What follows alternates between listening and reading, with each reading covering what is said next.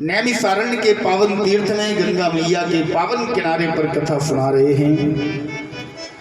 महाराज आत्मदेव जी ने आज दोनों बालकों का नामकरण संस्कार कर दिया।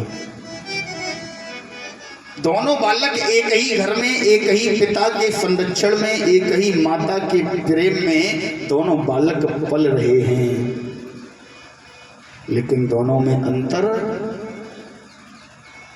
कितना अंतर है दोनों में। बोले महाराज एक ही जैसा दोनों का रहन सहन है, एक ही जैसे वस्त्र दोनों को मिलते हैं, दोनों एक समय पर भोजन करते हैं, एक समय पर सारी क्रियाएं साथ साथ,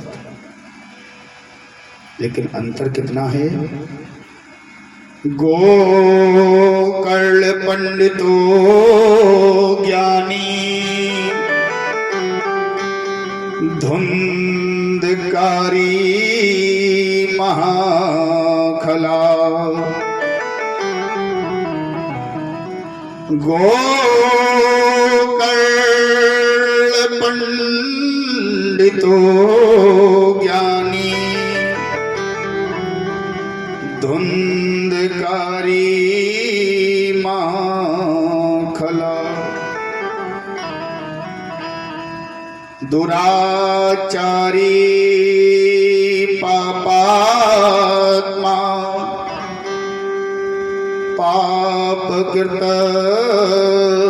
सर्वदा। बोले महाराज गोकर्ण जी जो हैं महान पंडित हैं, महाज्ञानी हैं। गोकर्ण जी महान पंडित हैं, महान ज्ञानी हैं, परंतु धुंधकारी महाखल है, दुष्ट है। छोटे छोटे बालकों के साथ खेलता है, खेल खेल में किसी बालक को उठाकर कुएं में फेंक देता है। जब तक दिन भर में किसी एक दो जीवों की हत्या न कर दे, इसे चैन नहीं मिलता, हृदय में आराम नहीं मिलता। गोकर्ण जी गुरुकुल जाते हैं, नित्य प्रतिदिन त्रिकाल संध्या करते हैं, भगवान का भजन स्मरण करते हैं।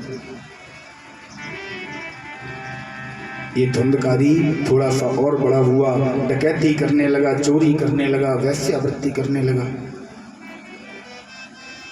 वैश्याओं का संग करने लगा। घर पर आकर रोज सज्जन लोग इसके घर आकर इसके पिताजी को इसके कृत्य बताते हैं। पिताजी बेचारे आत्मदेव जी जैसे इसके कर्मों को सुनते हैं, कुकर्मों को सुनते हैं, शर्म से सर नीचा हो जाता है। एक बालक गोकर्ण है तो प्रतिदिन सदाचार अपनाता है, सदाचार करता है, लोगों के साथ हित करता है, और एक बालक धुंधकारी है जिसकी रोज शिकायतें घर पर आती हैं। आज हृदय में वही विचार आता है, अरे ये वही बालक है जिसके कारण हम एक दिन अपने प्राण त्यागने जा रहे थे। वैश्याओं का संग करता है, घर में रखा हुआ धन चोरी छिपे चोरा कर ले जाता है, वैश्याओं को देता है। घर में धन नहीं मिलता है तो बाहर से चोरियां करता है, बाहर से भी चोरी होना बंद हो गई तो एक दिन अपने पिताजी से इसने धन की याचना की, धन मांगा। पिताजी से धन मांग रहा है, पिताजी ने धन देने से मना कर दिया। बोले पुत्र तुम दिन प्रतिदिन पाप कर्म करते हो, अब मेरे पास धन नहीं है, मैं तुम्हें धन नहीं दे सकता, मैं तुम्हें धन दे नहीं सकता। एक दिन की बात, ये अपने पिताजी से धन मांग रहा था, पिताजी ने धन देने से मना कर दिया। इस मूर्ख को क्रोध आ गया। एकदा स्वपितरा धनम कारेण ताड़यत। एक दिन इस नालायक ने, इस मूर्ख ने अपने पिताजी पर ताड़यत हाथ उठा दिया, ताड़न कर दिया, मारना प्रारंभ कर दिया। धुंधकारी की मां धुंधली उस समय वहीं खड़ी रही, वहीं सामने। जिस समय ये धुंधकारी अपने पिताजी को मार रहा था, धन के लिए प्रताड़ित कर रहा था, उस समय इसकी माता सामने खड़ी रही। इसकी माता ने कुछ नहीं कहा। महाराज, आज आप देव जी कल जिस पुत्र के ना होने के कारण अपनी जीवन लीला समाप्त करने जा रहे थे, आज उसी पुत्र के कर्मों के कारण, उसी पुत्र के कृत्यों के कारण अपनी जीवन लीला समाप्त करने के लिए घर से निकल रहे हैं। मन में विचार कर रहे हैं, हे प्रभु,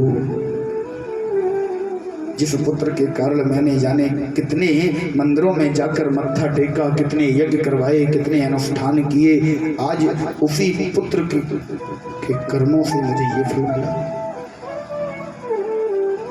एक निवेदन करूं, इस संसार में अगर सर्वाधिक निस्वार्थ का कोई रिश्ता है ना, तो केवल माँ बाप का।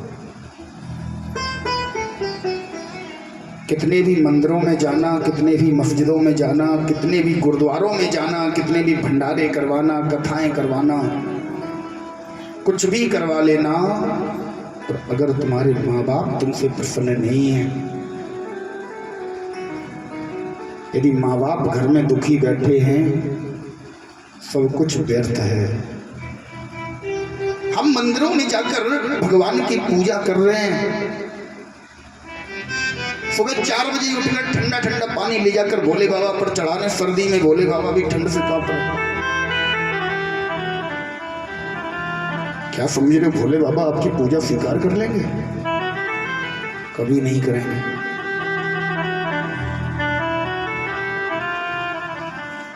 इस संसार में अगर सबसे निस्वार्थ कोई रिश्ता है तो माँ बाप का है। घर में माँ बाप दुखी बैठे हैं, कितने भी मंदिरों में जाकर तुम रोज बाल्टी भर भर कर जल चढ़ाना, बाल्टी भर भर कर दूध चढ़ाना, YouTube पर देख देख कर रोज दाल चावल धनिया मिर्च रोज मंदिरों में चढ़ाना, रोज कुछ नहीं होने वाला अगर घर में तुम्हारे माँ बाप दुखी हैं।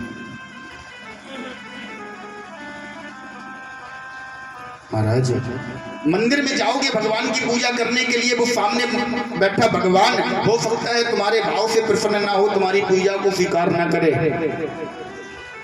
लेकिन जो घर में भगवान बैठे ना, उनकी जरा सी सेवा करोगे, उनसे जरा सा प्रेम से बोलोगे, वो भगवान तुमसे निश्चित ही प्रसन्न हो जाएंगे।